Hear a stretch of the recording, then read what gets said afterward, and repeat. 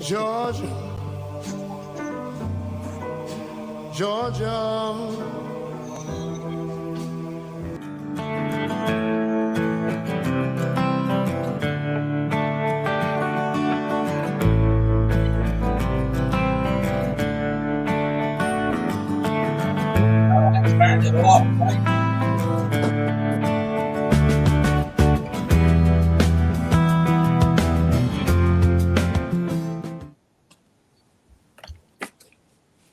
Hello, shooters, loaders, and casters. Welcome to the Georgia Shooting Connection Friday Night live stream.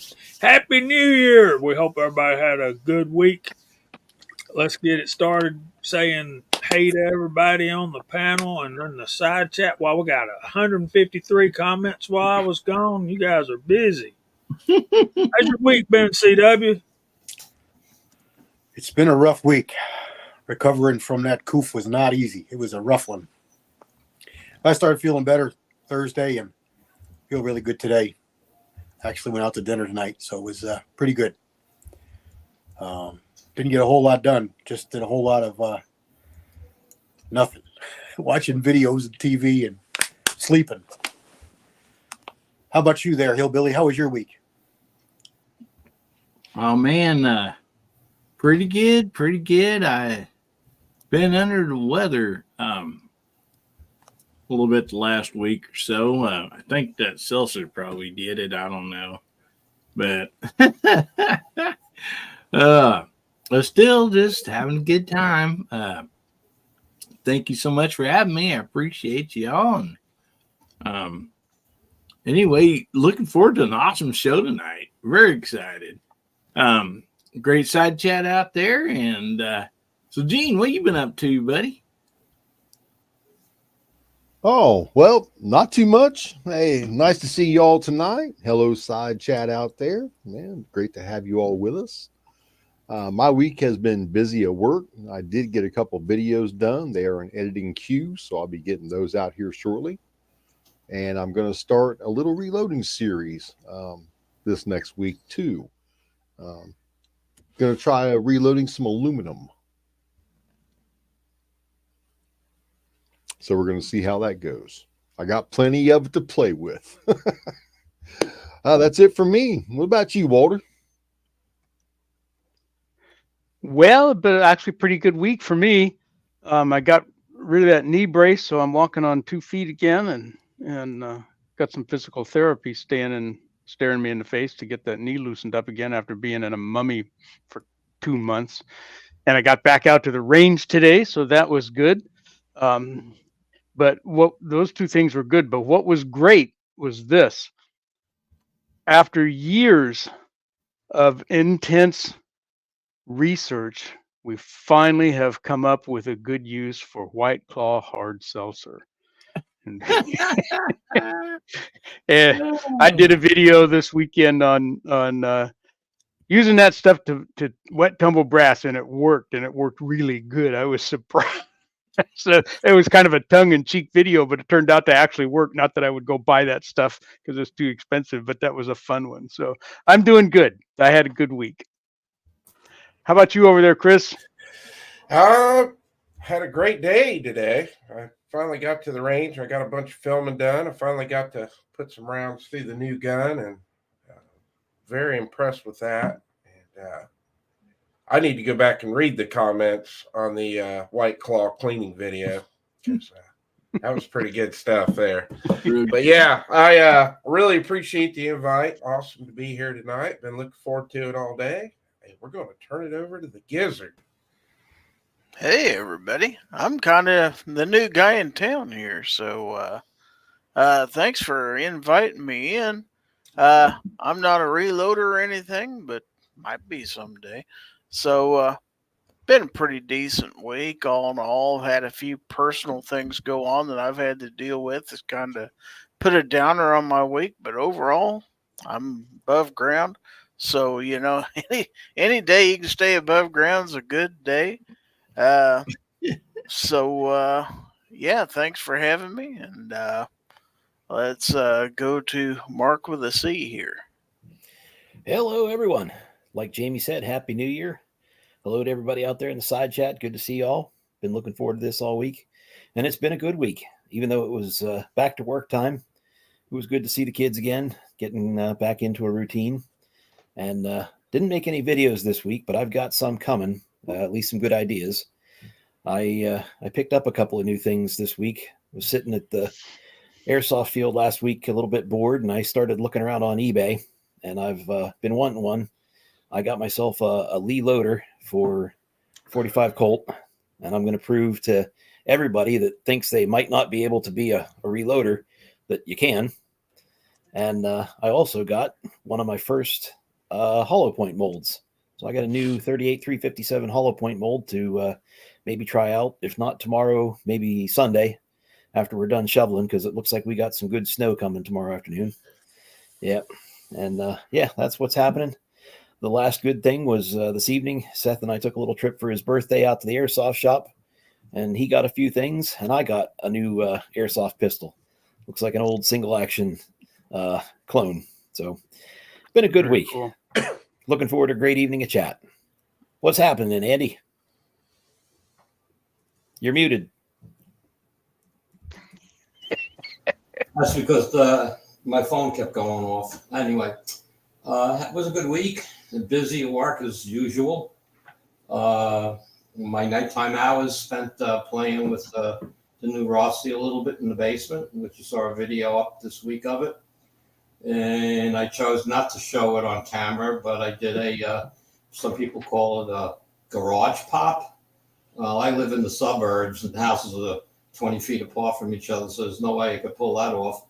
But my basement's 30 foot across from wall to wall, so one zinker, it went through 3 2x6s. And it was a pretty low load. It was only like 3.4 grains of bullseye. So that was the new Type 3 watt cutter. I put a little red dot on the piece of wood, and the red dot sight haven't sighted in yet, other than a bore sighting, and hit the dot. So it worked. First round fired out of the Rossi. And that's about it. I really like my Rossi. I mean, mine is so smooth. The only thing I'm not happy with is, like I said in the video, I eject around, and I'm about 1.5 feet, 2 foot off the ground when I eject it, and it hits the rafter, which is 9 feet up. So 7 feet in the air it's going, and if the rafters weren't there, it would go further. So I got the springs. Maybe over the weekend, I'm going to braze into it, take it apart. So we'll see. Oh, and a shout out to Michael Hartnett, if he's out there. I'm not sure. I didn't see his name yet.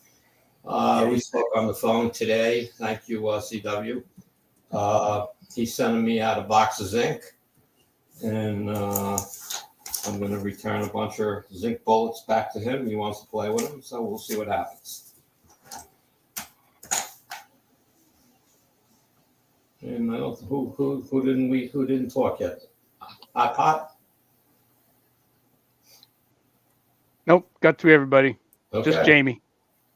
How's your day going, Jane? It's on you, Jamie. You're muted, buddy. Don't pull It's a hard. hillbilly. It's hard being me some days. Let's face it, guys. Sometimes, life just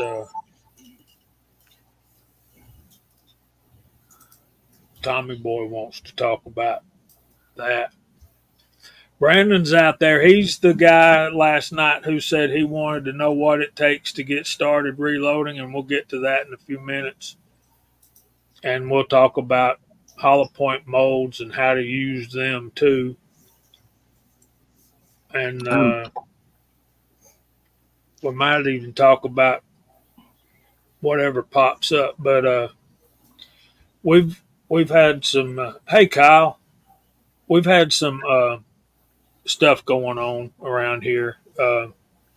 My dad's got COVID. My sister is in the hospital. She had surgery today, and so we're working on a lot of different stuff. And it's my fault we were late getting started because I was dealing with some of that stuff. So pray for your forgiveness, and we'll do better in the future. No problem. Before we get started, Jamie, could I address something? Yeah. I'll throw it out here on the side chat. It's we got Mark and all that, and everybody says Mark with a C. And I just want to let everybody know this is how us hillbillies spell Mark with a C. So, in case people's confused about that.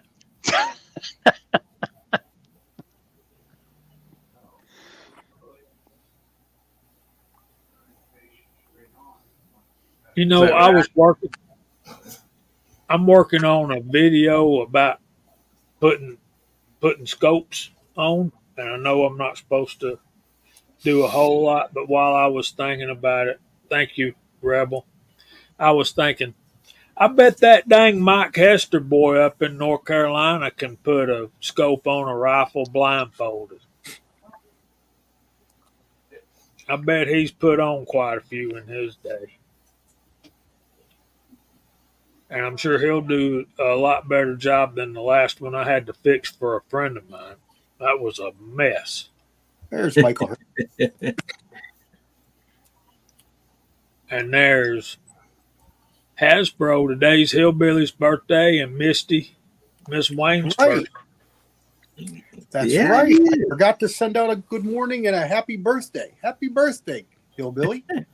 Well, thank you very much. I sure appreciate that. It popped on my phone and I totally just was doing other things. I think I was elbow deep in about 15 pounds of venison sausage is what I was doing. Yeah, Hasbro's been nice enough to buy all the hard seltzer I want to drink today, so appreciate that, buddy. You ain't spent a dime yet. Yes, happy birthday. And please forgive us for not singing happy birthday because we get really bad comments when that happens. So we get booed. Oh boy. Yeah, thanks for the birthday. Happy birthdays out there, everybody. I appreciate that. Hey, you can only be 29, once or a dozen times. That's it. Exactly.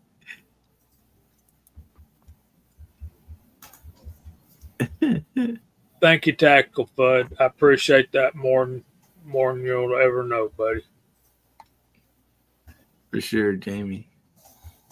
And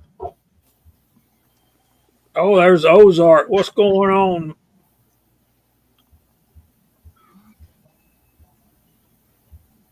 We should all bomb Tin Man's videos on his birthday.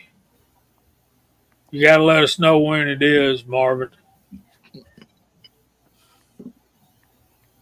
Okay, so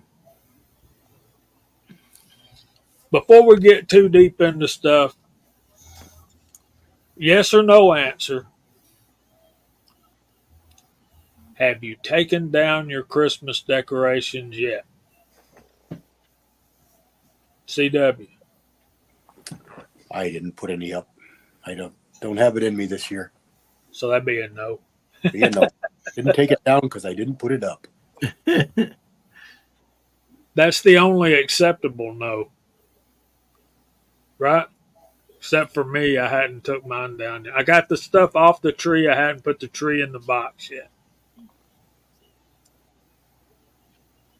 Highboy says no.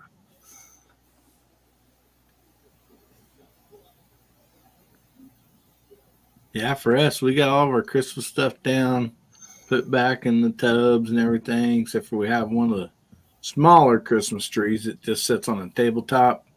It's ready to just go back in the box. I just hadn't shoved it in the box yet. So pretty much we're all done. Okay. Gene, you already took yours down. I saw you nodding your head, yeah. Yes. I didn't put it up.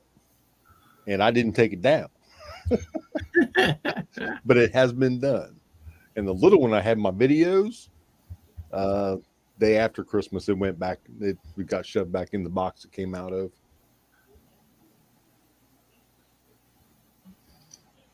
That's cool, Ashley. My wife used to leave them up for a long time. She liked it. She called it she had a name for it. I forgot what she called it now. But she put different ornaments on the tree, and sometimes she'd leave the tree up, sometimes she'd leave it just lights up. But she liked them, so whatever she wanted, she got. So that was that. Yeah, see, there you go. Just like Tommy Boy says. She liked the tree, so it did stay up for 1 year for a while there.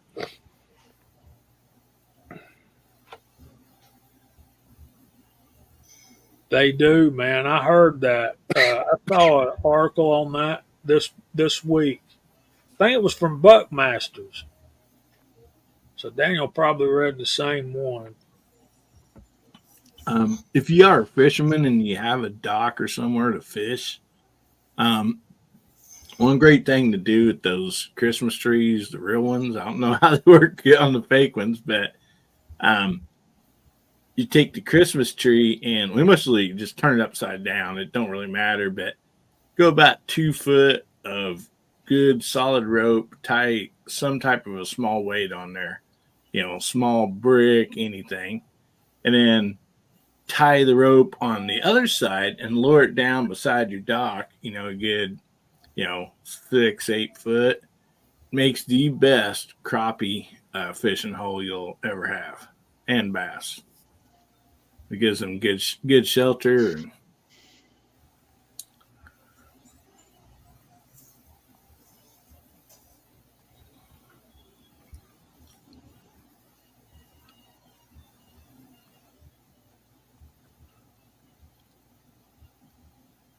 All right, I'm trying to do something and I can't seem to get it done. I'll have to do that later.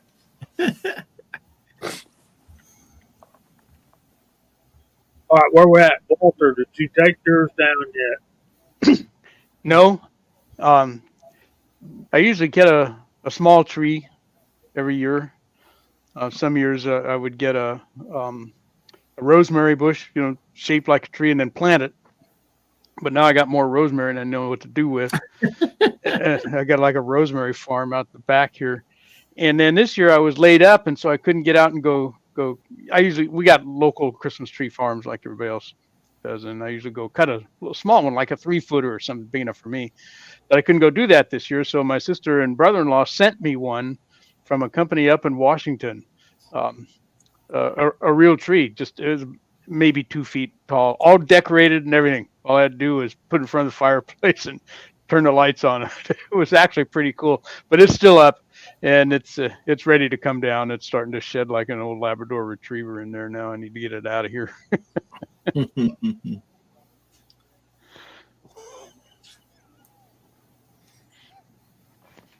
Chris from the 740. I'm in the same boat Gene's in. I didn't put any up and I didn't take them down, but the wife did.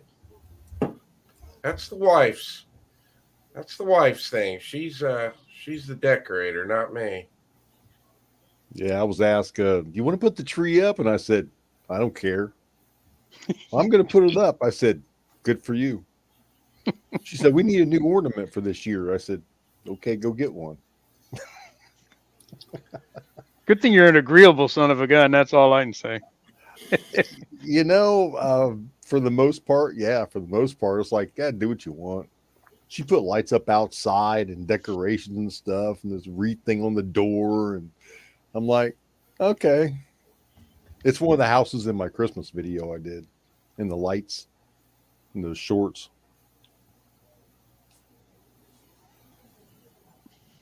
She does a good job. I'll give her that. So what about you, Andy? We haven't put a tree up in years. It's been too many deaths in the holidays around friends and family. And all I do is put these like little candle lights in the windows and an American flag light up in one of the windows. That's about all we do right now. But it's all down. Took me about 7 minutes. It took 10 minutes to put it up. It was 7 minutes to take it down. I planted a shrub tree outside next to the porch when I first moved in. And it's getting pretty good, but she wrapped lights around it this year, so we had an outdoor Christmas tree too. Nice.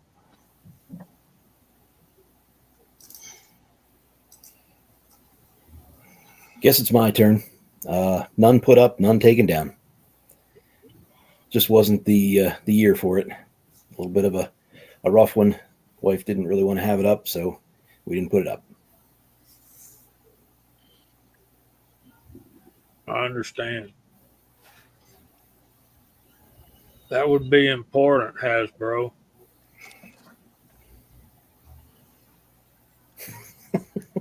Y'all heard the saying, if wife ain't happy, nobody's happy. Oh, yes. Well, does anybody remember they were smaller, but the porcelain Christmas trees had the one light in it, and then it just had different color little bulbs. And both my grandmas actually had one of those. It always set up somewhere, and you plugged it in, just turned it on. And I got one of those buried in the Christmas stuff. Yeah. I got one too. It's my mom's. We have one. Yeah, maybe that's what I'll pull out next year. Easy peasy, man. Yeah, Then we have an LED. I think it's 2 foot tall. Just pull out it's a fake tree. Just pull it out and plug it in. That was our standby for a while, but the wife just said no more. I said, all right, this worked for me. All right, but you, Gary? Those back in the day. Rinks and Kmart, because my grandmother had one, my mother had one. They were pretty cool though. Did somebody ask me? Because I couldn't hear. Yeah, what about you, Gary? What'd you do this for Christmas? You had your stuff still up? Is it down? What's going on? Well, what little bit I had, I only had 2 things because I don't typically spend Christmas here. I spend it with my kids. I had some lights that were hanging up behind me here in the studio. I took them down. It's just a little string of battery-powered lights. But my Christmas cards that I have hanging up in my kitchen in the doorway, they're still there. I haven't taken them down yet because I like looking at them, but I'll eventually get tired of it. One I just got. I got one after Christmas. So I was just about ready to take them down. I got a last minute card. It's like, well, heck, can't take them down now because the new one didn't get a chance to hang there. So, I'll give them another few days and I'll take them down. It's like I got more Christmas cards this year than I have in several years. So, and they aren't hurting. They aren't hurting a thing there. So, so I guess technically my answer is no. I haven't taken my stuff down yet. Not all of it, anyway. Big Al, that's what I used to do when I was a kid. Would go out in the woods and would find a cedar tree, cut it down, drag it home, all that stuff. So That's yeah, sap. Oh, I still have sap on me. I think somewhere from those years. I wish I could find some of them, Mike Hester. I tell you what. Of course, we'll call out side chat, but I'll tell you about ours now. I spent pretty good money for an artificial Christmas tree, and it's in 3 pieces and it's in the box, and then we got the ring at the top, and then the lights that come straight down and they change colors, and then you put some of the balls on it, and you're done pretty quick. I don't do outside stuff. We just put the tree up and that's it. So we've got everything done except putting the tree in the box, and that's where we're at. And we'll get that done first thing in the morning. Well, my wife does have like the entire Christmas village. I forget which set it is. Like you have to buy them individually, and It looks really nice, but it's always a chore for her to put those up and take them down. And All right, let's go through the side chat and say hey to everybody. And what can we type in? I got a suggestion, Walter. Uh, hey, Jervis, John's hand loading. What's going on, buddy? Long time no see. Uh, One small time didn't we do RCBS? We To did. all right, so instead of Hornady, how about we type in LNL for lock and load? There you go. That'll Lock be and load. all right. We got CWs on the panel in the side chat. Walks Fletcher put RCBS, but that's okay. And it's off the page. Hold on, I got to backpedal. yawn. So CW was first, and then reloading from the hot pipe. He's in the panel in the side chat. Then Walter, then Hillbilly Up. Walks Fletcher says RCBS. Gizzard Gary, glad to have him with us tonight. Bama Dad, Edward Petty, trees are blowing. How you doing, man? Big Al, 6-shooter Texan, John's reloading.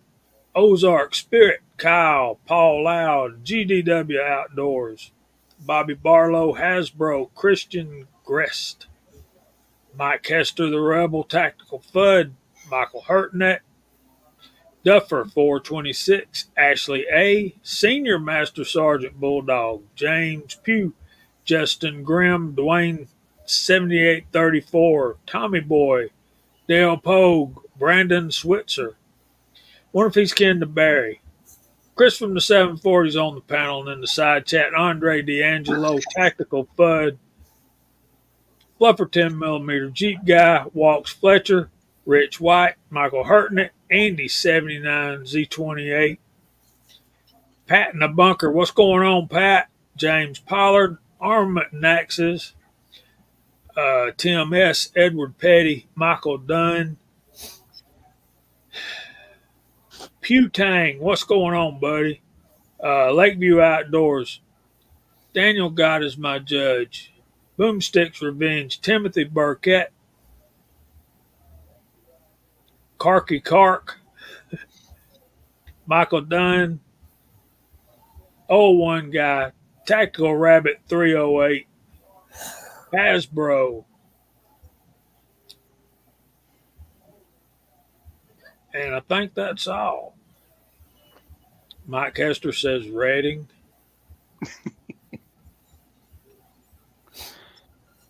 There's Alaska one, Andy.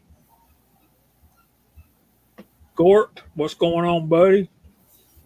Rallis Carvelis.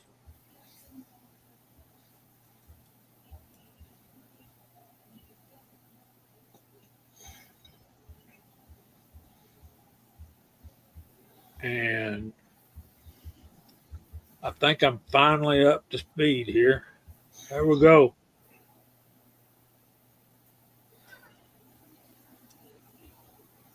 Man, I can't highlight a comment. 77, I see. Yes, sir. Good golly. Thank you, everyone. Absolutely.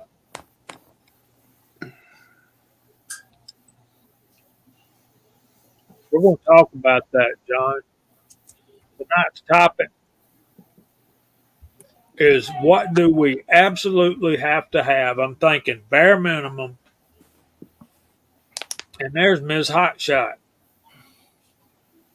What we got to have to get started reloading?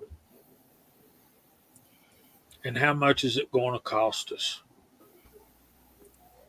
So we'll say one thing and give everybody a chance to answer something. And does American Hillbilly, you want to go first and then Gary? Since you guys are not reloading yet,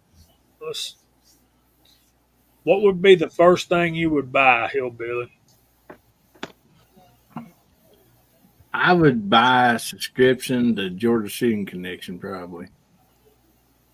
Oh, we get those for free, so never mind. That's the first step.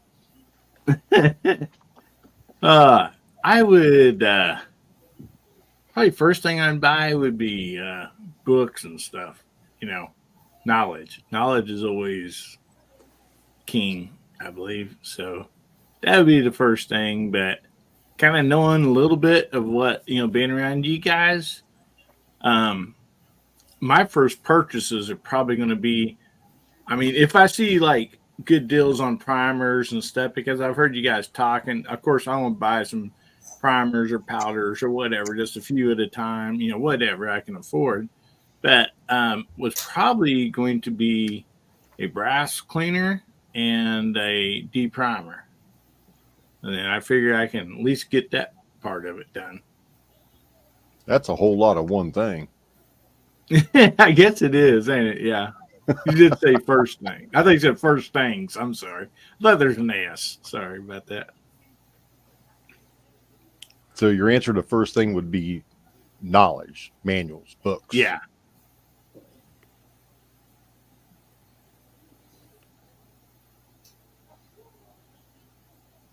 What about you, Gizzard? All right, presuming that I got the books, which would have been my answer too. I guess my first acquisition before I go any further, I'm going to need a bench. I don't have a bench sturdy enough to do any of that stuff on in here, so I'd have to buy a sturdy work surface to do all this on. –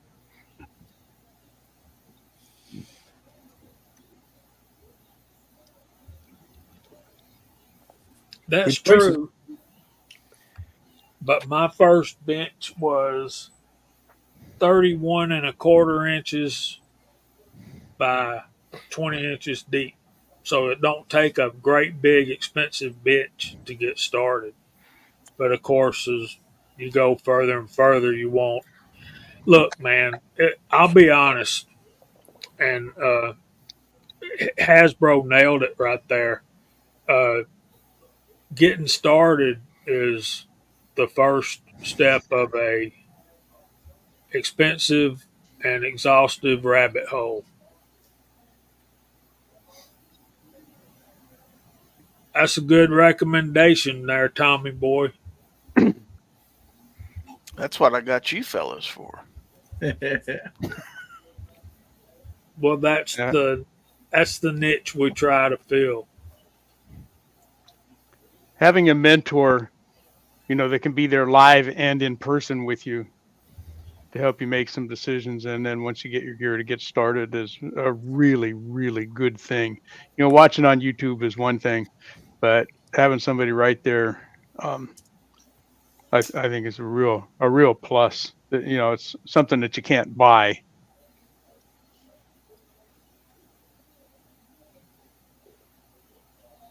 Especially if they can come over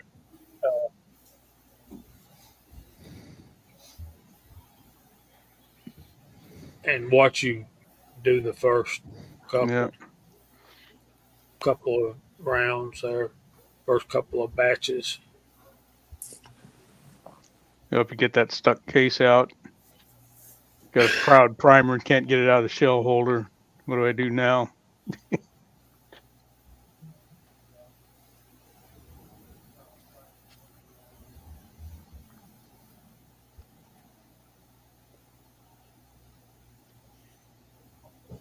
I'm gonna There go you next. go. I'm gonna go next while I got it on my mind before I lose it, because we lose that quite often. Good lighting, excellent lighting, flashlights, overhead, from the side. Set your bench up nice, and then set your lighting up after that, because you're going to need the lighting to read the manuals, check powder charges, brass, projectiles, all of this other stuff. You're going to need really good lighting.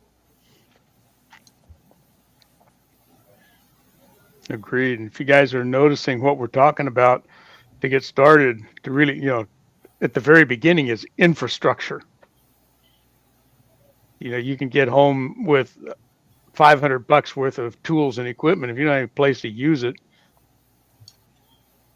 not good. So I like the idea of lighting. That's one that I haven't really thought much about, just because over the years we adapt. We figure out where we need light and how much we need and whatnot, and we make it work. But it's a good reminder for somebody who's just starting up. Said, hey, you need that bench, and you need it to be well lit. Paul Loud's got a good suggestion for some bright light, at least briefly.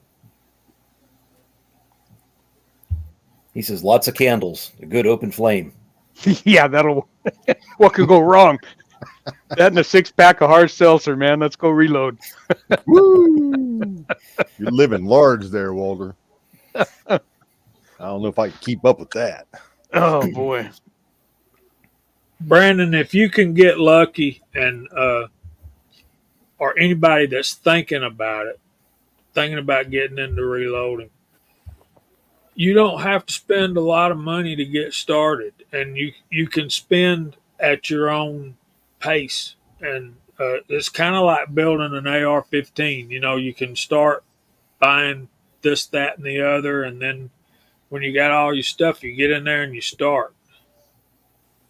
You can find presses. You can find them pretty cheap. So Sometimes they just show up in the mail. That's James Pugh. Yep. Yeah. they do. And again, I will say this: if there's ever anybody watching our show that wants to learn to reload and does not have the wherewithal or the means to get a press or whatever, please don't hesitate to let us know. So, Chris, you ain't said nothing yet. A good, comfortable chair with some good wheels on it to move around. I like that idea too. Either that or a bench that's tall enough that you can stand and work, which is the way mine is. And then you can get by with, I have both. I have down this wall and then down this wall. This one over here is high enough to stand up, and it's 8 foot long. And I'm gonna get me kind of like one of those high bench stools, you know, and that way I can walk back and forth and do that stuff. And when these over here are set down benches, so there's that.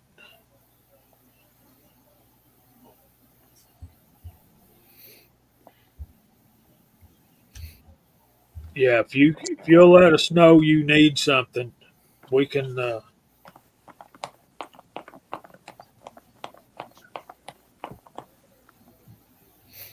right, Nicholas, Family Adventures. If you can't find one used, and you can find them on,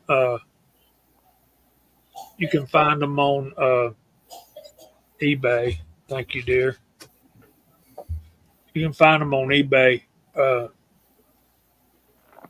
Shot shell stuff is different. It's a whole different animal.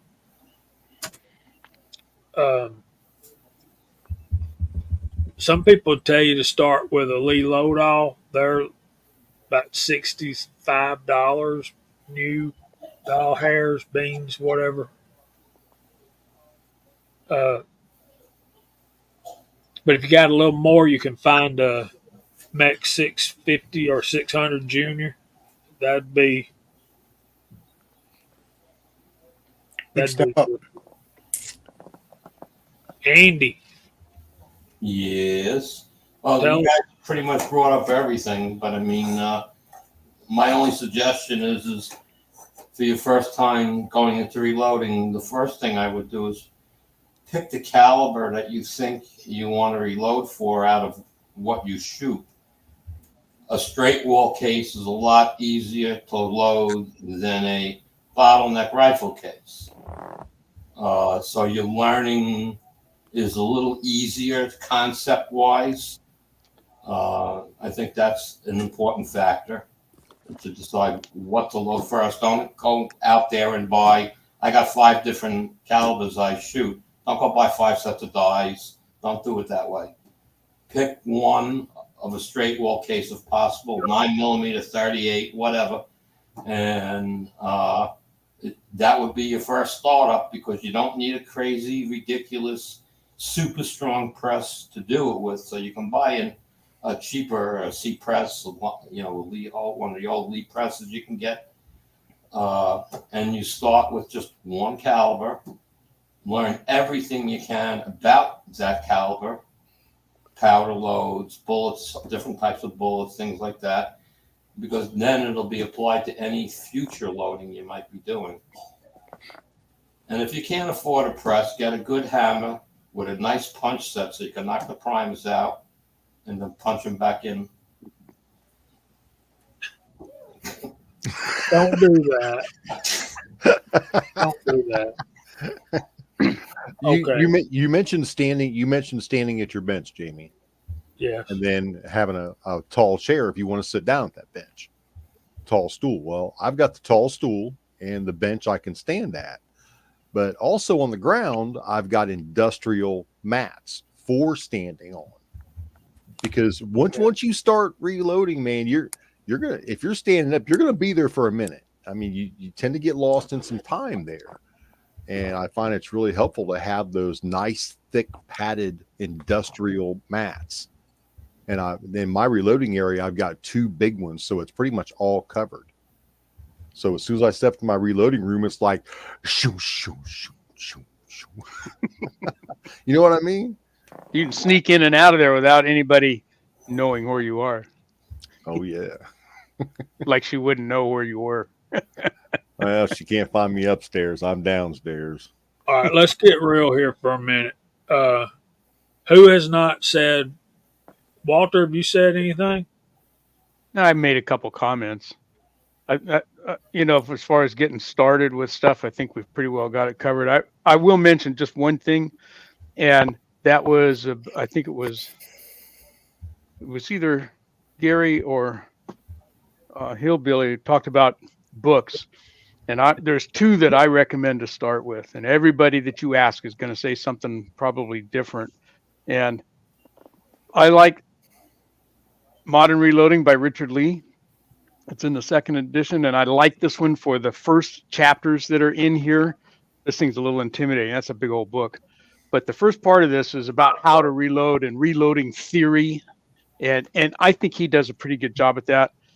And the other one that I think you should have both, is this one. This one has just got all of the reloading data that anybody who's getting started needs to have.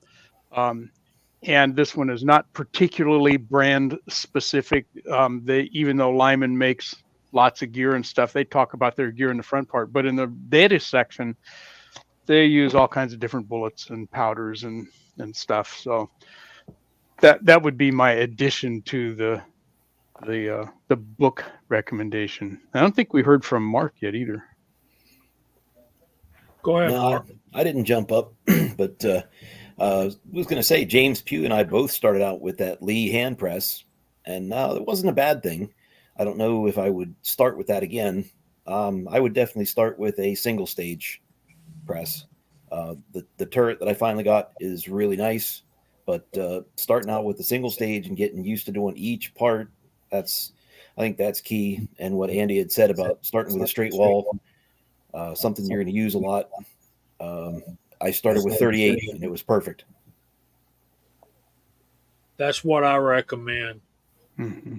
If you have a 38 special firearm, that would be the one to start. Yeah, I agree. I think all the reloading manuals have that front section where you actually learn step-by-step process. And I'm working on a 308 series. It's on my channel. I got a playlist, the 308 playlist. And if you'll start and watch the first video and go through, it's not completed yet, but I'm hoping it will be by next weekend. You'll see all the steps in order. And Okay. Basic things you gotta have to reload. Number one's a manual. Number two's a press. You gotta have some calipers. You gotta have some way to measure your powder charge, and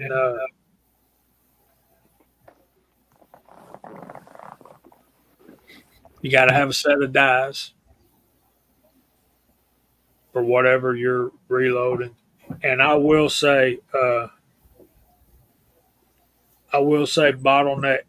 All right, general shooter guys are going to want to load 9mm and 5.56 or 2.23, and 9mm seems like it would be easy, but it's got just enough taper to make it really aggravating sometimes, especially for a new guy just starting out. That's why I recommend the 38. And Ozark started with 38 357 and 3030. Those are nice. Whereas the 3030 is a bottleneck cartridge, it's not as severe as a lot of them. Yeah, you're going to have a scale. So you're going to have a book. You're going to have a press. You're going to have a caliper. And you're going to have a scale or a powder drop. And we're getting an echo. It doesn't seem to be constant. I know. It seems like it's only when I talk louder. What am I forgetting? Bullet puller. Well, that's only if you mess up, Walter. You know how big that if is. That one goes clear out to both these guys on either side of me. I still use my bullet puller on occasion. We're not all perfect. No. And Notebook track of stuff. Some way to clean cases. Mm-hmm. Ashley A nailed it. Patience. Maybe some mention of case lube. Yeah, you're going to need the brass, Ms. Hotshot. But if they've made up their mind, if they even, like, I started saving my brass when I was a kid and didn't start reloading till I was, 45? Something like that. Anyway. Most of us older guys, if you look around, in fact, all of us that I can see on this panel, carry built-in eye protection out to the bench with us because we can't see what we're doing without them. But if you don't wear glasses, eye protection is a good thing to have, and you're doing most of these reloading steps, whether it's trimming brass or, dealing with primers or whatever. Eye protection is a good idea. And I like to have a notebook to write your information down, what your loads were, when you loaded them, what were your powder charges, all that kind of stuff. You'll use that information later, guaranteed.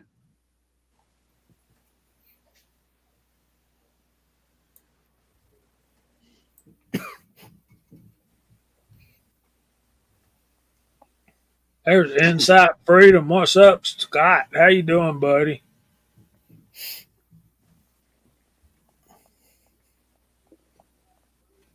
Rich B. I think another important part about reloading outside the equipment is following standard loads. Follow the instructions. Don't start deviating and experimenting with things. Once you've read the manuals and you've picked your caliber to start with, pick a projectile, pick a recommended powder for that cartridge, and stay within the perimeters. And learn how to consistently reload that caliber.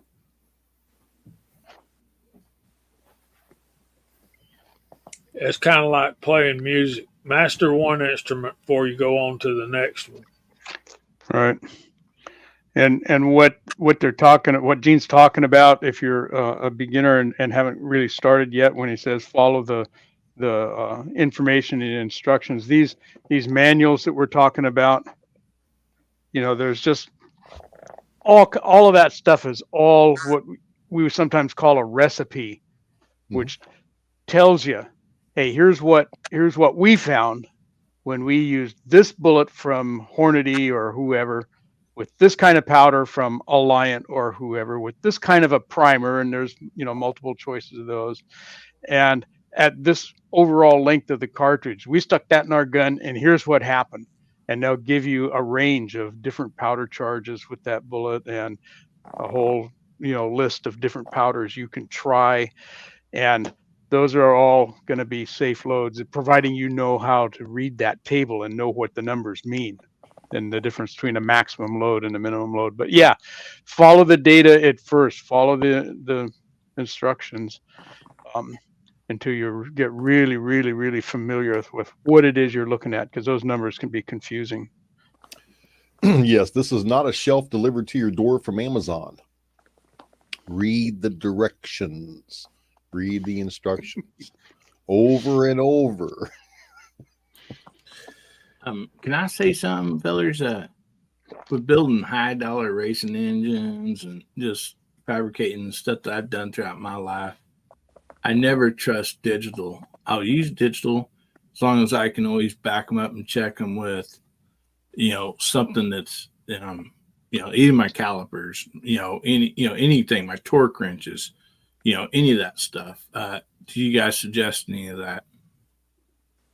Because I've seen the question, digital scale or beam scale. And yeah, I prefer analog. I use digital. I'm trying to trust it more and more, but it's the thing with the digitals. They're affected by things that you don't know are affecting them, and you don't know when they're affecting them. And you can't tell if it's a battery issue, if it's a light bulb issue, if it's a radio frequency issue. I just won't use them for stuff that's really critical, like powder. If I want to weigh a bullet, if I want to double check a powder, okay. I like the beam scale for my powder. I'll check my powder with digital. I will weigh bullets. I will exclusively check my cast bullets with digital, because I'm grouping them for weight ranges, classes, and things like that. No problem. Because if I'm off a little bit, it doesn't really matter. It's not as critical. But if that scale goes wacky on a 36.5 grain load that I know is a proven accuracy load, and I know 36.9 or 37.2 is not accurate, and 36 flat is not accurate, I don't want 36.7 or 36.4. I want 36.5. And you can get fluctuation for different reasons with digital that I just don't and can't trust them exclusively. Yeah, and there's most of the digital as well as the beam balance or analog type scales that we use are only accurate to within about 1/10 of a grain anyway. And so we want to be as precise as we possibly can, and I think you're more likely to be precise with the mechanical beam scale, provided you've set it up properly, because they got to be set up correctly every time you use it.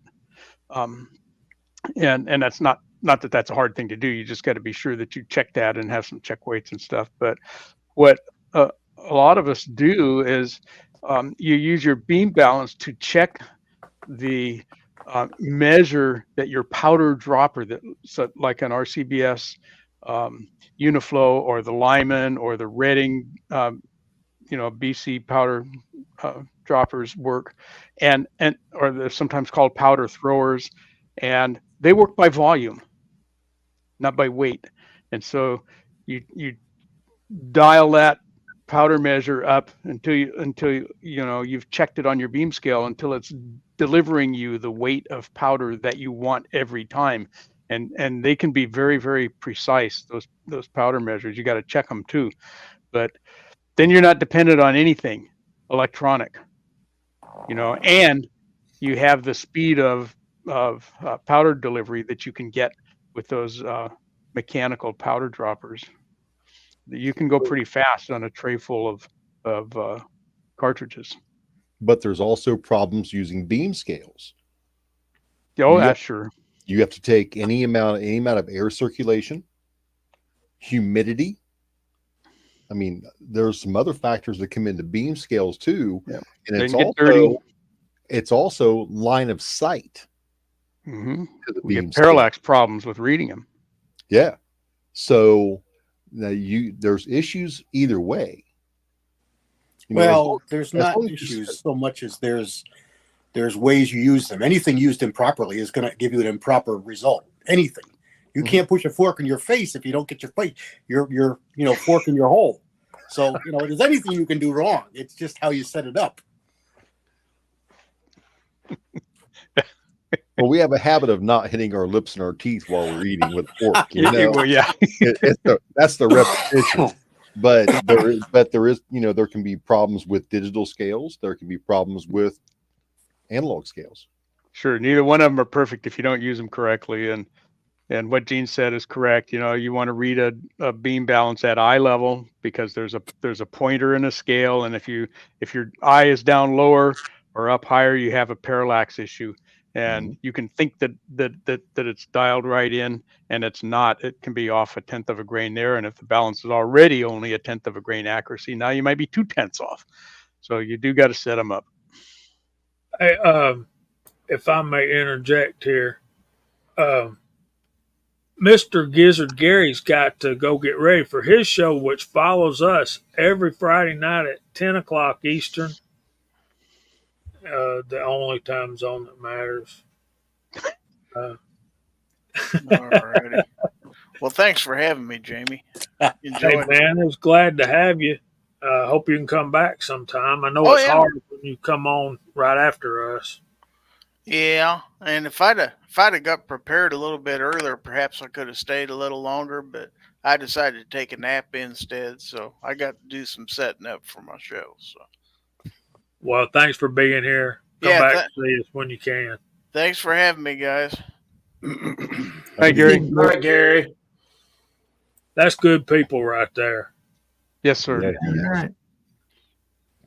I had the pleasure of meeting him in person. He was most excellent.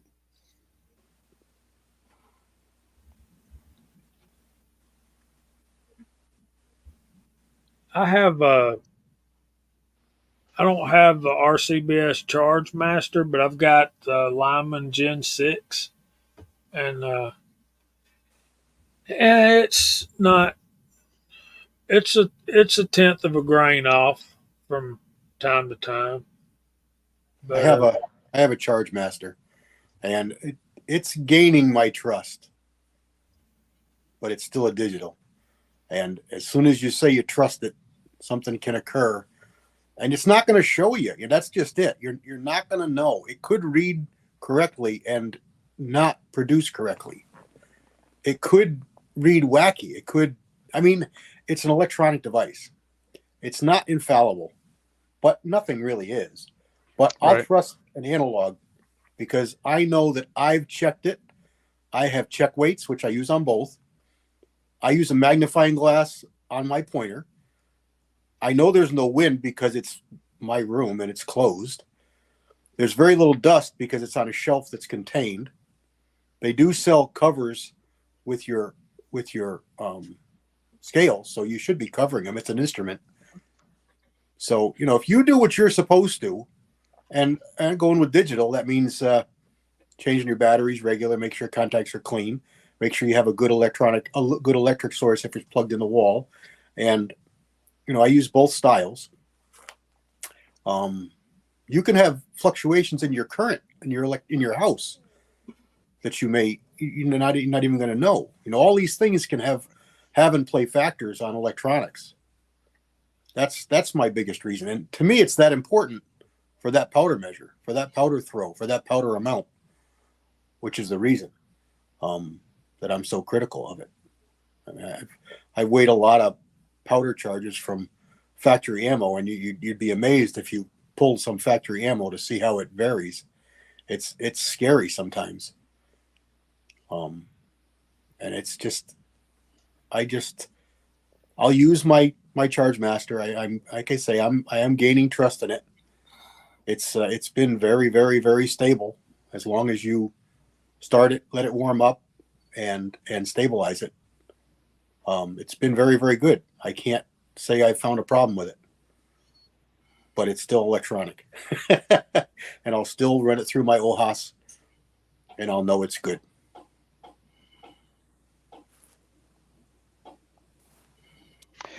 Yeah, I have two of the digital ones. I have an RCBS Charge Master Lite, which they don't make anymore. They've changed it and they made it Bluetooth for no apparent reason. And that one worked really well.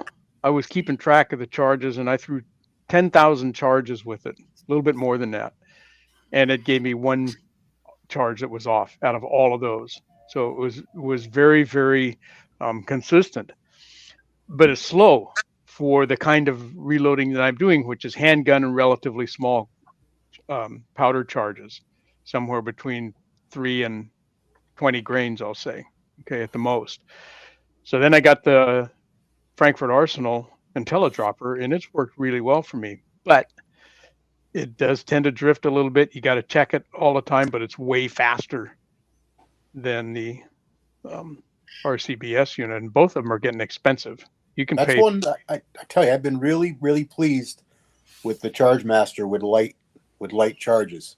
That was what the first I used it for with 32 shorts, and that's loading like 1.6, 1.3, 1.5 grains of powder, and it's beautiful. It works really, really well because powder drops just don't go that low. You just can't make them go that low. And if you can, they're way inconsistent. But I'll tell you, I did get a lot of errors in the charge weight on the ammo master. I mean, on the Charge Master. But it didn't let it go. It told me it was over. Right. No, it told me it was wrong.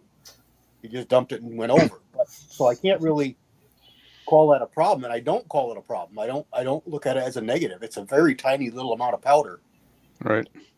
To get an extra granule is a lot in that 1.3 grains of powder. You don't realize. Yeah. So, and unless you have 150, to 500 of them to do, that's where you're better off probably using the beam scale and a trickler anyway. But yeah, and that's what I always did. I know. So that's what I always did. So how often do we calibrate both digital and mechanical scales? Digital, every time I turn it on, let them warm up. I mean, you got to start reloading. So one of the things you do when you start reloading is calibrate. Yep. Check your scale. You set your scale. You mechanical or digital. Yep. That's every just time. part of what you do when you go every single time. And if you're loading for a while, you should do it in between. Mm-hmm. Particularly with the digitals, and if you bump your bench, your beam balance can get knocked out of alignment, or if you let the pan drop too hard and it rattles it a little bit, depending on what kind of a system you've got for your poises, they can come out of adjustment. Dust can get under the garnets that are the fulcrum, fulcrum and wedges. Yep. Yeah, use your covers. I highly recommend, and a couple guys have mentioned it, and it's what you really should be doing, and that is that your scale should be at eye level, however you work, whether it's sitting down or standing up. And I highly recommend adding a good light, little LED light, like Walter's shown us many times. The sewing machine lights are a dandy asset to all kinds of parts of your reloading system, and they're like $10. They're cheap. Yeah, I found awesome. some adjustable ones. Yep. The light brightness can be adjusted. Yep. and then a So- little That's even bitty better, yeah. magnifying glass, and put it on a shelf that's eye level, and make that shelf just a little bigger than your scale. So it's got a built-in cover. Well, they So have dust is not going to fall on it. It's going to they have stay these cleaner. little Make sure it's level, and make sure it's solid. You don't Yep. want it wiggling, bumping around. they have those little Bluetooth, real small cameras. Like you can stick anywhere. Sure. You mount one of those in front of your beam scale, and it's Bluetooth, and it goes right to your phone. So now you got a bigger picture. You can have your phone. Perfect. Yeah. Hey, That's a we good all idea. probably have old cameras laying around, phones laying around. You could set up the camera, Yep. but also know that camera, that phone may affect your digital scale.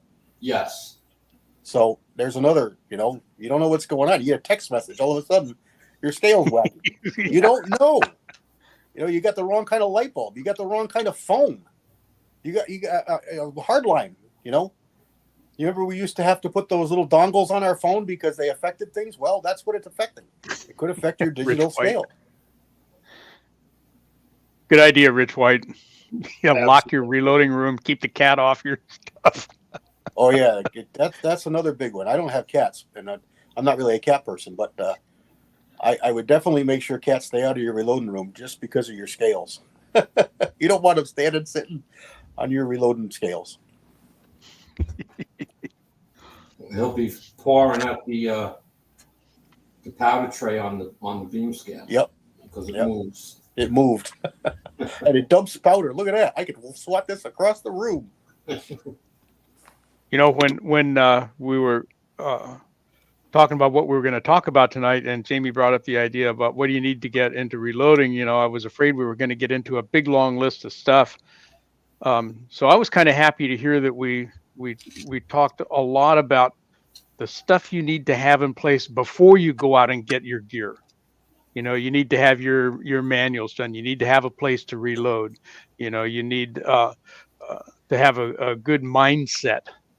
You need to pick a caliber that you're going to reload for. All of that stuff that we talked about kind of early on tonight, I think was good discussion. Better than just saying, well, you got to have everything on this list. Go out, get $1,000 and go buy all of this stuff, and then you'll be good to go. Then that's not the right way to start. Somebody can be happy for the type of loading does with a simple $59 lead press, single Yep. stage. Yep. Okay, so it really depends. If you're going to be loading big calibers, 3006s, whatever, 308s, you want to get something a little more beefier to start with. But for just about all pistol round, that little, whatever it costs, the lead press, like $60, that's all you need to start. Even that'll do 223, no problem. It'll also do 308 and 3006, but it's a little harder to size. Yeah, but so do your homework. First, just like you were back in school, get yourself a mentor, somebody local who can come over and say, yeah, that's what it says, but here's how it really works. It's you're not going to find that press that was in the book because your book is 40 years old. Not made anymore. But I think having your infrastructure and your homework done and a good mentor is those are your first steps. At least somebody you can reach out to, even on a telephone. Yep. Get a question, Yep. And with That's very true.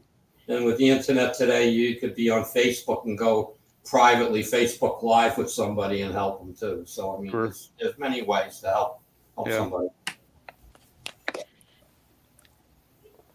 Are we getting close to time for Gene? We got two things for Gene, don't we? Yeah, we blew right past Gene. We got to get that going on here.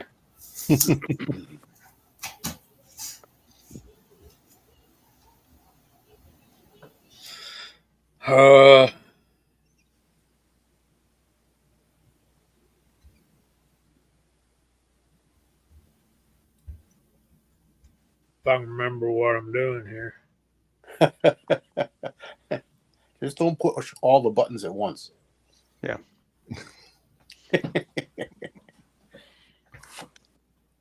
Tread's out there. He got here. Hello, Tread.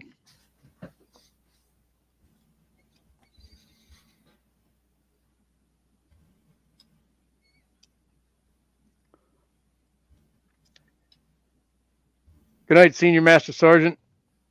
Not Bulldog. It's time for What's Hot Pot Got? And we don't know tonight.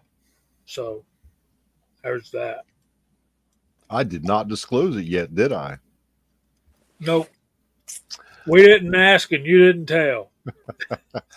Tonight, everybody, I brought in something from the French. This is a Bourdain primered case. Nasty, nasty snake eyes in there. They're hiding deep in that hole. This is a 7.62 Mod 49. The Jevelo. I don't know how to say that in French, so it's we're going to call it the Givelat. It's the Givelat 7.62 Mod 49. This is a French for the M2 30-06 ball round when the French manufactured them. The cartridge was standardized in 1949 for use in weapons given to them by the U.S. government. The early manufacturing French 49 through the 50s is real bad stuff. This stuff is volatile, hang fires, split cases, high pressures, would even break and blow up some rifles. It's the worst ball ammo round ever made. But they did remake some stuff around 1980 that was actually very good, but it's very corrosive, very nasty. It's got a cool looking head stamp on it. I mean, it's almost like a coin quality head stamp. But this is something you do not want to play with, experiment with, or use. If you find this ammo, get it to collect it, put it in a shadow box on the wall, and do not put it in a firearm. And that is what Hot Pot's got. Thank you, Gene. What Good one, Gene. firearm does that go in? 3006. A Garand. 3006. It's a 3006, just loaded by the French. Yeah, it's 30-06 loaded by the French, but the French did not do this right. This stuff, everything I read on it said, don't shoot it. Don't. Leave it alone. Buy it to collect it, but don't shoot it. Just because of how volatile it is. Looks like I'm giving everybody the finger, don't it? That's actually the forefinger. I want to drop a note. I'm about to bail out. If you haven't heard yet, CZ just bought Seller and Bella, S&B. Oh, gosh, about them too, huh? I thought they rejected that offer. Nope, it just was on before. They came up with something. It's done supposedly. They come up with more of them dollar signs is what they come up with. Well, something about the stock options. They get 28%, $350 million plus the stock options they get. So, anyway, I just wanted to drop that in case nobody heard about it. It was, I don't know, about 6:30 when it popped up on one of my channels. So, everybody have a great night. We'll catch you next time. Night, Andy. Good night, Andy. Night, Andy. Thanks for Appreciate it, joining in buddy. tonight. And I did not know that. So thanks for the info, Andy, as well. Yeah, I read on it that the piece I read on it said that the deal didn't go through. I guess it did now. Good for them. Bama Dad said S&B made out like bandits on that deal. Okay, we got some business to take care of, or should we do the verse of the week next? Well, after the business gets taken care of, we might need the verse of the week. Yeah, it kind of makes you feel a little bit like a hypocrite, doesn't it? Ashley said verse. All right.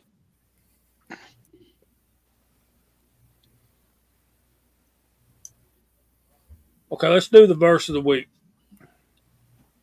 And remember, folks, we've been going through Matthew chapter 5, which is the Sermon on the Mount. And we just want to pop this up here. And this is kind of where we left off before we got into the Christmas verses. Think not that I come to destroy the law or the prophets. I am not come to destroy, but to fulfill. And I wanted to get that verse in there just to kind of remind everybody of where we're at. When he's talking about the law or the prophets, what he's talking about is basically the Old Testament.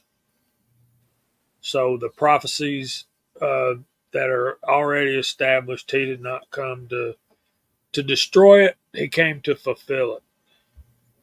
Verse 18 says, For verily I say unto you, till heaven and earth pass, not one jot, not one tittle shall in no wise pass from the law till all be fulfilled.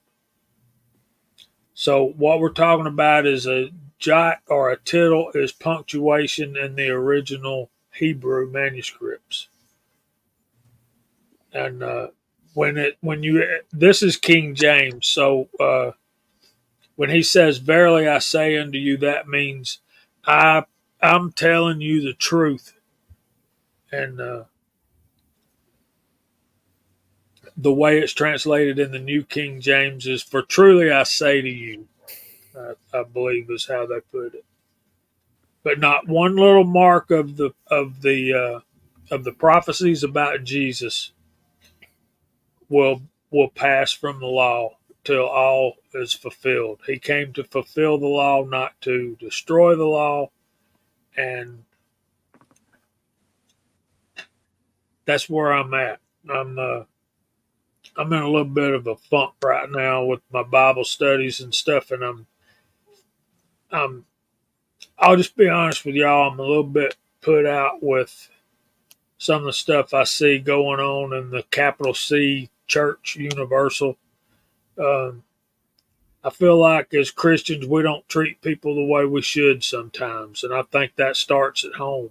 And I think we gotta love, not judge, but love.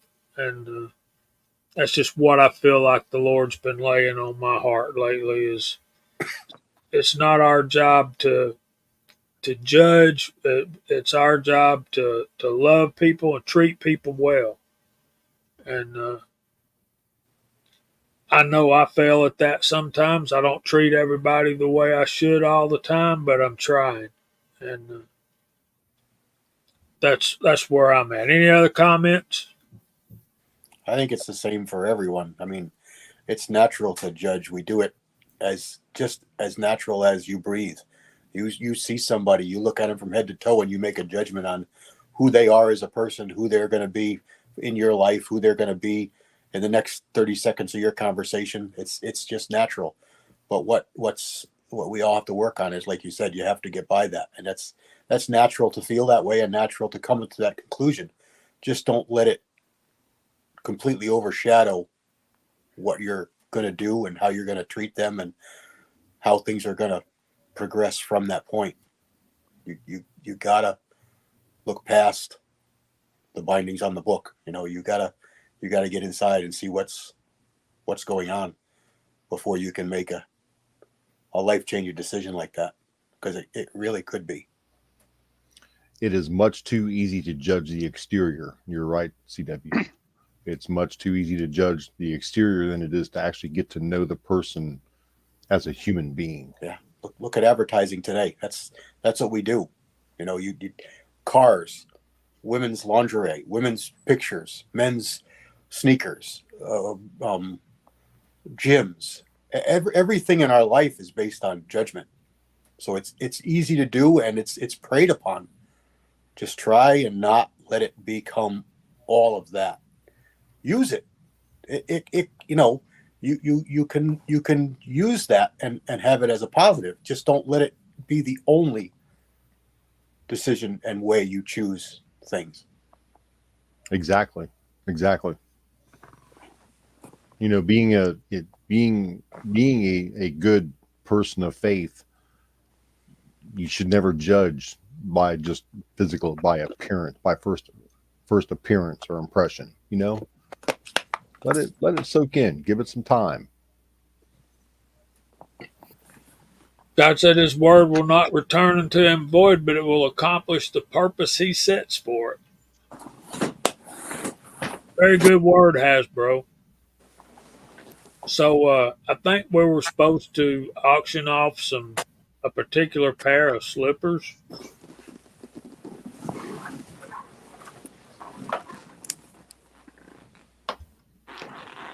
Is there any truth to that? I'm keeping mine.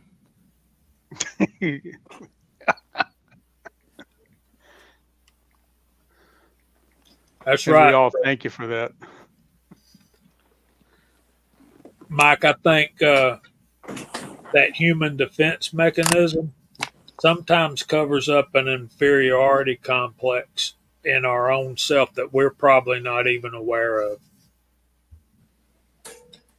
Anyway, Tread says we shouldn't judge at all, but it's a hard thing not to do.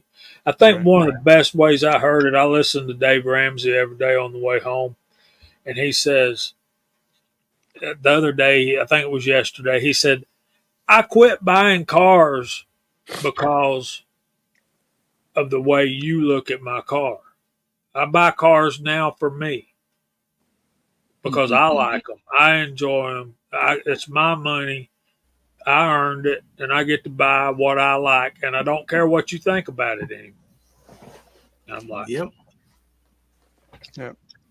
that's the way a lot of us are about our guns.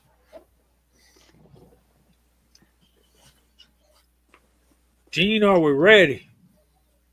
Sure. What's up for bid tonight? How are we going to do this?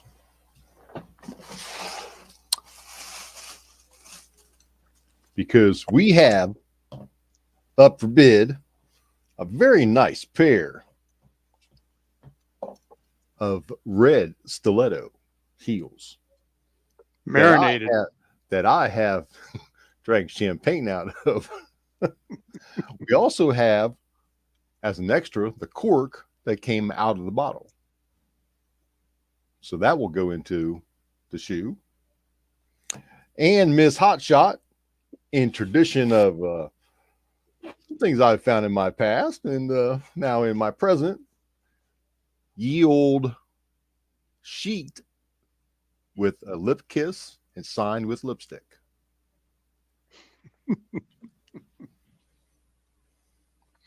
We want to say welcome to Ghost Rider. Welcome in, buddy.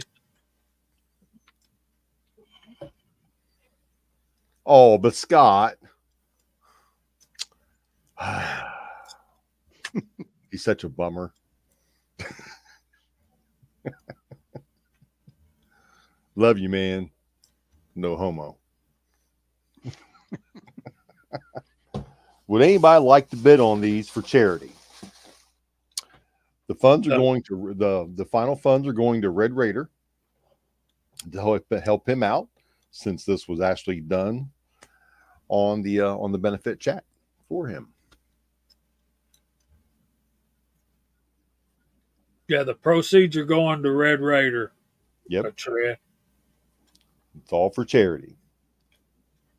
Yeah, and I forgot to bring that up last night on our show. The last of the checks came in, and I think our grand total was right at $2,100 is what we got sent over there to him. So awesome. That's pretty good night's work, ain't it? Yeah, I sent the last of the money to him yesterday, and was texting back and forth with him. He got it. So yeah, I just wanted to let everybody know that. And thank you to everybody that That's great. donated. That's great. No, Hasbro, if you bid and you win them, you get to keep them. Now I'm sending them to you. But you got to find some use for them. You're going to put them up on a shelf and stare at them. You're going to click the heels together and wish to get back home. I mean, you're going to have to do something. Look at the bling bling. Paul asked what size are they? 7.5. 7.5. I know, Tread. Maybe no dollar signs, but just a number out there. Yeah.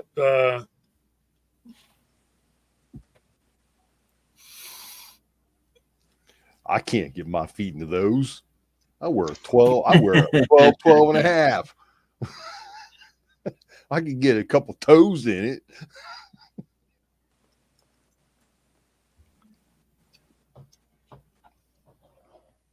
So how would you like to do this? We kind of talked about it before, but Let's just y'all put your bids out there. We got 10 from Hasbro already. So put your bids out there and we'll send the money. You send the money to who can we send the money to? I would think Chris, since he's got that under wraps. He's Yeah, got all the information. If he would do that, please. Yeah, we can. Problem is, not everybody has Cash App or PayPal, and I didn't know we were going to do this, so I have to go find those. We could work out the finance part. It doesn't have I to was going be to say, send it to you right because, tonight. like, you know.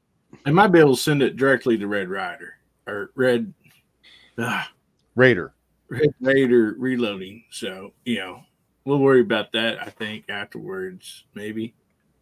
Do you send it directly to him, do you maybe. mean 30 sawbucks, or do you mean Yeah, 'cause that's a lot Sawbucks of 10. That's $300. yeah, that's a lot of money. Appreciate it. Yeah, that's a lot of money. So technically, only one person's going to be sending money. It's whoever bids the highest, right? Yeah. Yeah. Okay. Right. Yeah, we can handle that. So we can just get them Red Reloaders, Red Raiders info and probably have them send it directly to him. All right, we got 30 from Pat in a bunker. That's going to look good in those shoes. Mm-hmm. Ms. Hotshot was kind enough to purchase these and for the benefit, and I didn't mind drinking the champagne. I'll tell you what, it was had to be better than any kind of hard seltzer you guys had to drink. There's R4 Mississippi Thunder. Welcome, buddy. We got Walter at 50 simoleons. Uh-oh. I want the cork.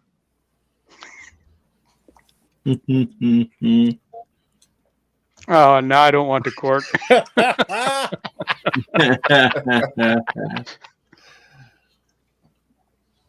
I think we need to get at least $100 for these shoes. I mean, they've been on how many live streams now?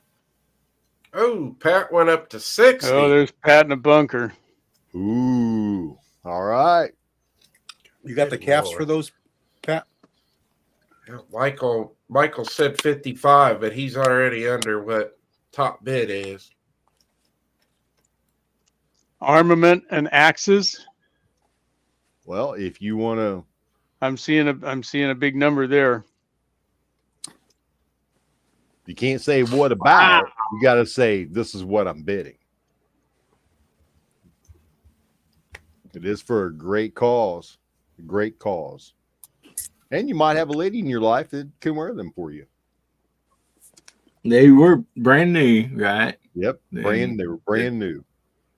She put them on just for me to take them off, and then I put champagne in them. Ooh, look at that. Miss Hotshot just upped the ante too. You get a coaster and sticker. Yeah, she's gonna send a one of her little packs with it. So right now, Pat's winning at 60. No, Armament and Axis. No, Didn't he? he was joking around. Oh, okay. Okay. Well, in that case, You want to throw that in? Hey, I got something else she's gonna throw in. She's gonna throw in a T-shirt, a Ms. Wow. Hotshot T-shirt on top of that. It's gray. It's size large. Brand new in the pack. Oh, very nice. Man, Walter's gonna look good at the range. Yes, he is. Walter, That please knee don't heel- wear, Ooh. don't wear those heels to the range till that knee heals up completely. Boy, oh boy. Uh-oh, Well, Pat. little known Pat's up secret, it. that had something to do with what happened the first time. Pat jumped it up to 85 with that shirt thrown in there. Oh, yeah. Oh, There was only 2 of these shirts made, and she gave away one on the channel as a prize, and then this one is being included with the shoes. That is awesome. That was very nice of her to include that. That was. Mm-hmm. Dang, Chris. All right, we're gonna force Pat's hand. Oh, Oh, 99. mercy. Well, Armament and Axes, if it's going to be a wet T-shirt, you'll have to put it on and go outside and hit yourself with the guard code. Woo, Walter. Oh, Miss Hotshot says you got to promise to do an unboxing video. Oh, that's a given. Well, Pat will do that too. Pat makes content. So. Oh no, we're up to there he is. $110. We're getting wild here. Oh, my goodness. Oh man, Yep. Red Raiders are gonna be so happy. Answered. So does Pat or Walter. They're gonna be happy too. I expect think, somebody to come in and just outbid both of them. Anybody else? We're up to 110. Oh, Ooh. Go ahead and bid, Pat. It ain't cost you nothing yet.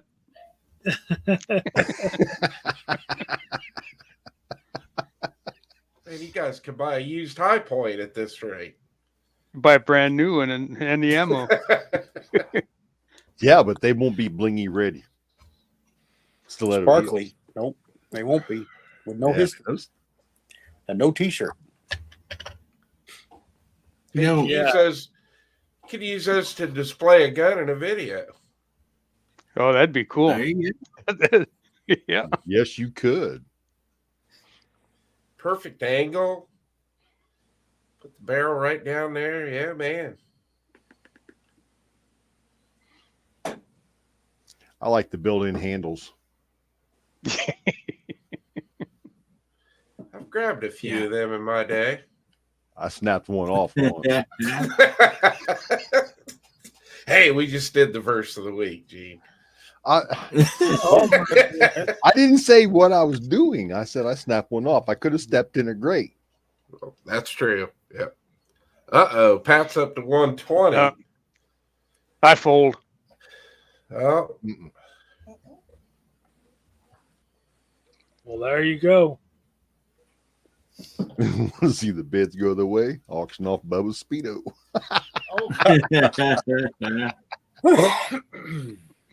Remember, this is in there too. He's gonna need that when he gets done writing that check.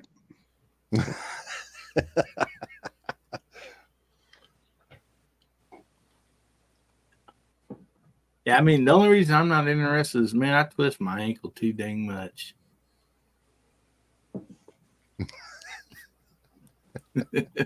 Or are they too big for you? Is that it? They look like ankle twisters to me. I bet they're too big for your feet. you see Tim S's comment out there?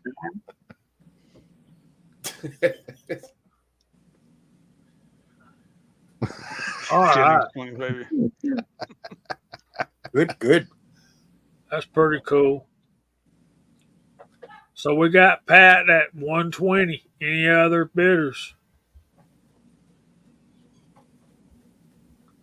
Come on, Walter. Hit that keyboard. I'm done. I'm glad we got it up over 100. That was going to be my goal.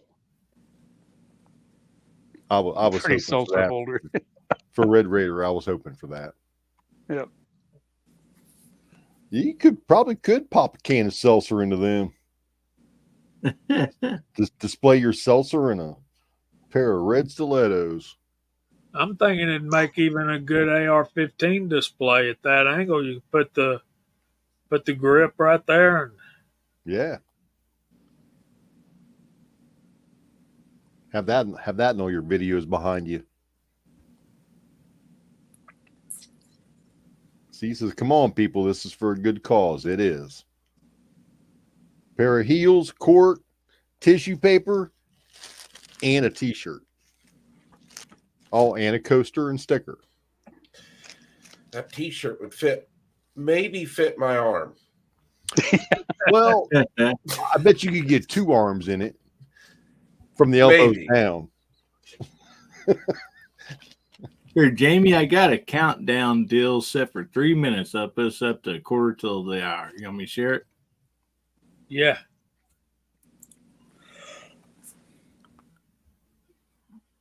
Go. No, Pat, you get all that.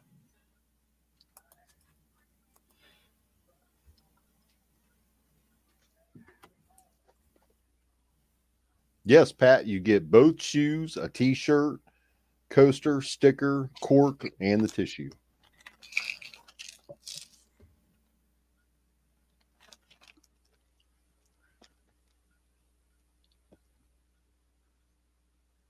And what's Peloton bike?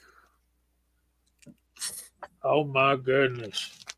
You're just using the timer? Geez, they really want you to buy a Peloton bike. Evidently. Boy. Walter's now the high bidder again. Yes, Pat, she can. She can sign the bottom side of the heel right here.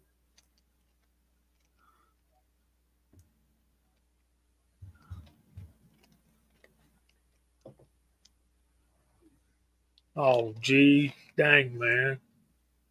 There's Mill Serp Duo. What's going on, buddy? Oh, and we got a 2-man war going on here. 140. Ms. Hot Pot says yes, she will sign the shoes.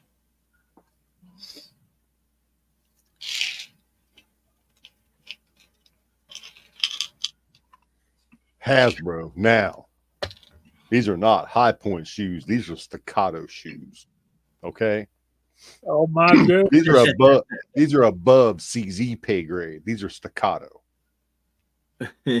So Hasbro, was your comment earlier, was that a bid?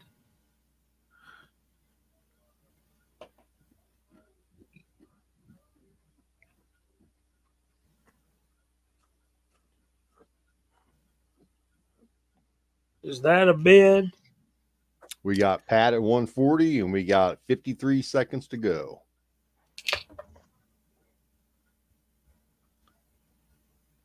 What's the total? What's the highest bid right now, Jamie? 140 for Pat. 140. Highest bid. Oh, here comes a new one. Oh. 141, I see. He's a true eBayer, man. Bunker. 143 from Pat the Bunker.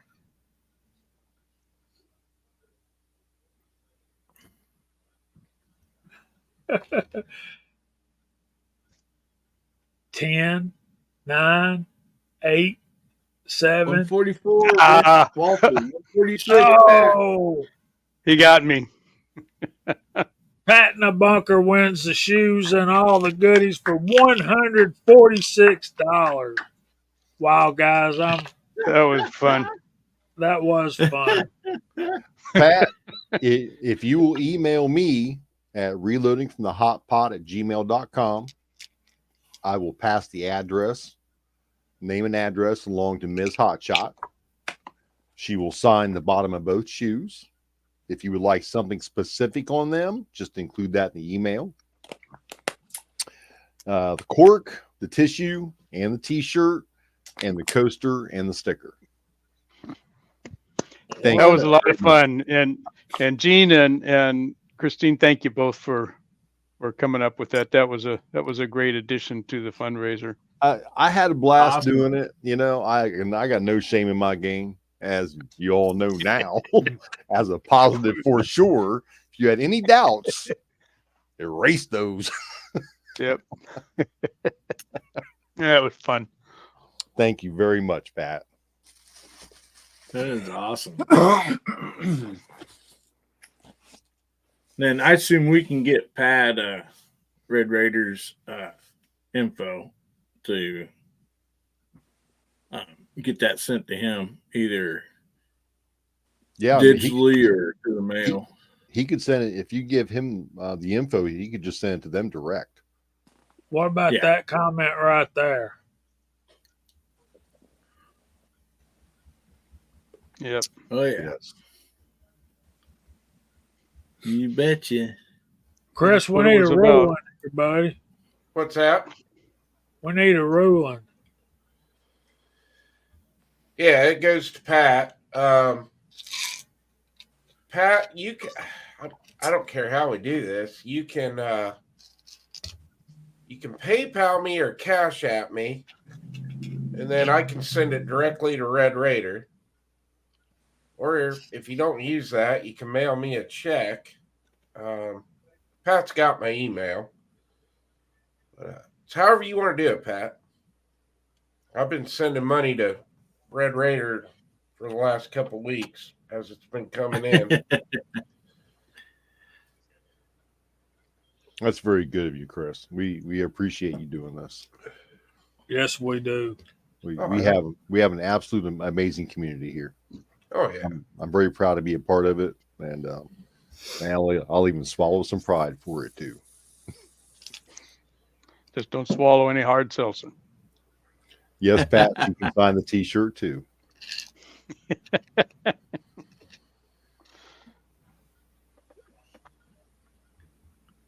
Chad Kelly popped in.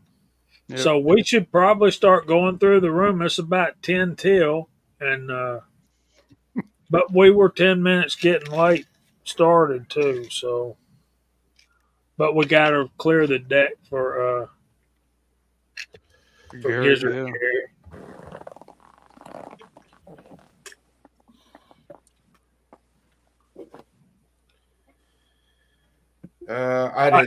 I didn't see that G23. Sorry, buddy. I didn't see it either. So There we go on 3, 2, 1. Hey! Hey, Mario, you made it, buddy. You're late. Happy New Year, Mario. West Coast weirdo.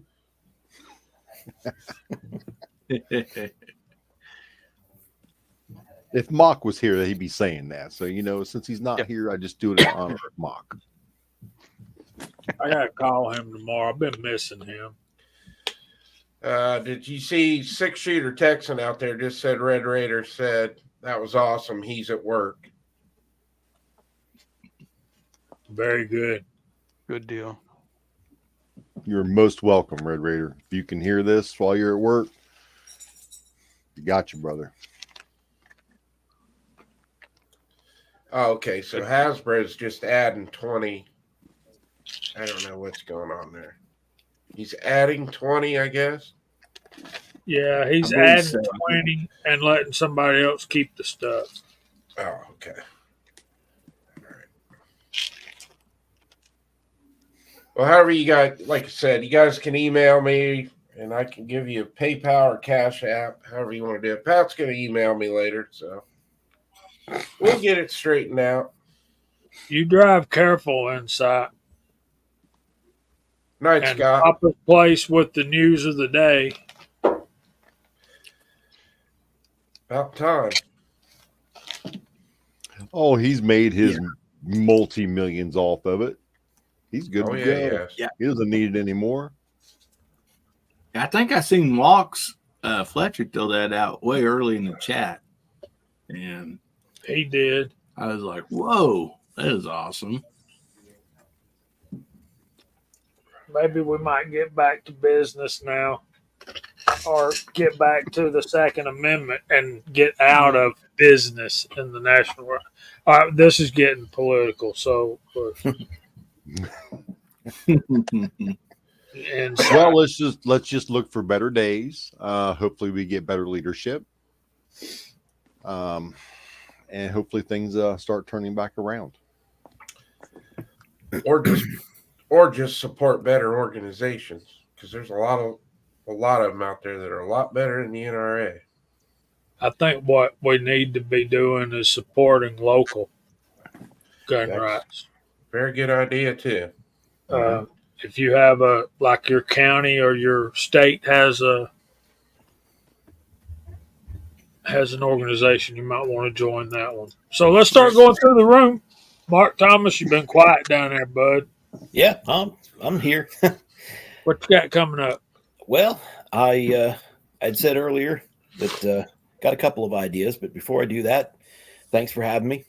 Wonderful to be here. Love hanging out with you guys every Friday night. Great to see the side chat just moving right along. Couple of new things that I got in this week that kind of been looking forward to having. I'm going to do my own video. I know others have done theirs, but I got myself a brand new Lee loader for 45 Colt, and I'm going to load a couple of those up just to show that it can be done.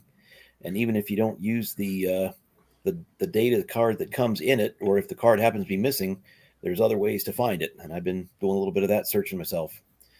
If I can, I might try to do a little casting on Sunday after the snow stops, and I'll cast that brand new 38 357 mold that I got, and I'll probably try to cast up a couple more 45 Colt to load, and maybe even some more 41s. So a couple of things coming, and we'll see what it get to the airsoft game tomorrow. And I don't know if I'll play at all, but maybe we'll see how Seth does. And if you don't mind, wish him a happy birthday. He's 14 today. Happy birthday, Seth. Happy birthday. Happy birthday, Seth. Buddy. You made it one more year Man. with that dude down there. I don't know how you pulled it off. Another birthday buddy, man. I'm excited. I didn't know anybody had the same birthday as me, and so far this year I've found 2 people. Today, Hillbilly. Happy birthday. Well, thank you. You said Seth's birthday's today, right? Yes, sir. All right. Well, that's awesome. Well, who should I pass it off to? Chris or Gene? I can go. I'm good. Go ahead. Awesome show tonight. A lot of fun. Thanks for the invite. Side chat was awesome. What do I got coming up? Well, we're gonna do another show Thursday night. I'm liking my new time slot. I can do a lot more shows now. So that's what we got going on Thursday night. We got some videos coming out, and I'm heading back to the range in the morning. Looks like I'm going to be shooting in the snow tomorrow. So went out and got my got my body acclimated to shooting in the down in the 20s today. It was 28 today, so it's going to be another rough winter of filming videos, but we're going to do it. So anyway, thanks Jamie for the invite. Had a great time, and thanks to everybody too that donated for the Red Raider thing. Now we're over $2,200 now, so that was super awesome. Awesome. And, as much as we like doing this for people in need, I hope we don't have to do this again for a while, because I just don't want to see any more people going through bad times. So we'll pass it off to Walter. Well, thank you, Jamie, and the rest of you for including me in this weekly gathering. It's something that I do look forward to all week long, and I'm happy to be here. And I really appreciate the camaraderie here, both with members of the panel and with the folks on the side chat there. It's just a lot of fun for me. Coming up, I got to go back to the range today for the first time in 2 months after busting that knee. So that felt good. So I'll be able to get back to the irregularly scheduled programming with some Moldy Mondays with actually have shooting video in it. And I'm going to pick that series up that I've been doing for Rumble only that is Free the Few, where I'm focusing more on the reloading and as compared to the casting. So that'll be coming up Friday. I've got an air gun video that'll pop up Sunday. And that's kind of what we got going on here. We got lots of casting and shooting to catch up on. So, Mr. Hot Pot, you awake?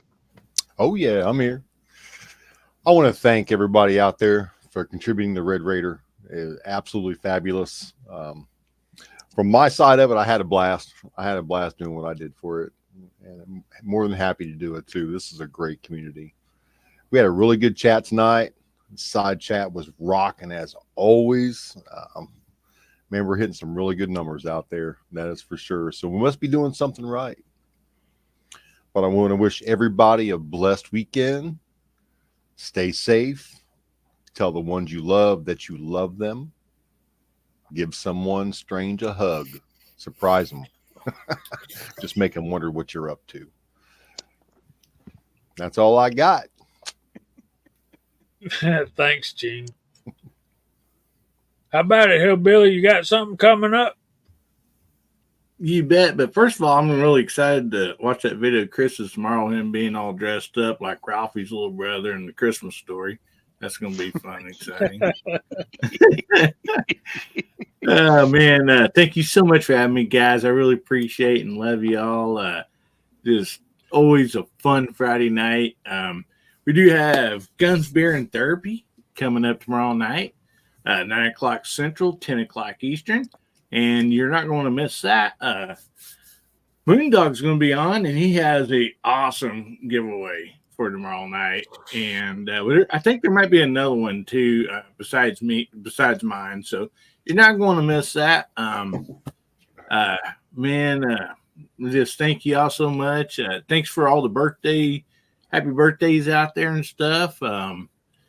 And don't forget, the 9th of this month, just 3 days away, is Elvis's birthday, so always got to remember that. And anyway, I appreciate you all so much. Thank you. So, how about you, CW? I just want to thank everybody. We had a really big night tonight. We had some of the biggest numbers that we've seen, and I remember seeing.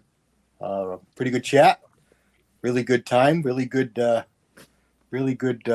for the Red Raider. That was nice. That was really nice. Thank you, Hot Pot and Lady Hot Pot there for facilitating that. And thanks, Pat and Viejo, for being great sports, driving that number up. That was a really good and fun time. Good to see everybody. I've been watching everybody's videos, and it's been pretty good. Looking forward to seeing Jamie's. And I don't have anything in the queue right now, but I'm just getting over this cold. My little cough is remaining, but hopefully sometime soon here. I got that same weather coming in, and they're calling for a foot of snow. So we'll see what happens with that. But like Jamie said, I got nowhere to go and nothing to do. So it'll be all right. I'll make it through. I just want to say God bless everybody, and Happy New Year to everybody. And turn it back over to Jamie for our close. Thanks to the panel for being here tonight. We couldn't do what we do without each and every one of you. Thank all you folks in the side chat. We love you, and we appreciate you spending time with us. I've got 2 videos I'm currently recording. Hope to have them out by the end of the weekend. Then another one by next weekend. So I got a lot I'm trying to get done, and teach Sunday school on Sunday. So thank y'all for being here. We hope the Lord blesses y'all real good. And if he's willing, we'll see you next Friday night at 8 o'clock. Say good night, y'all. God All right, bless you. everyone.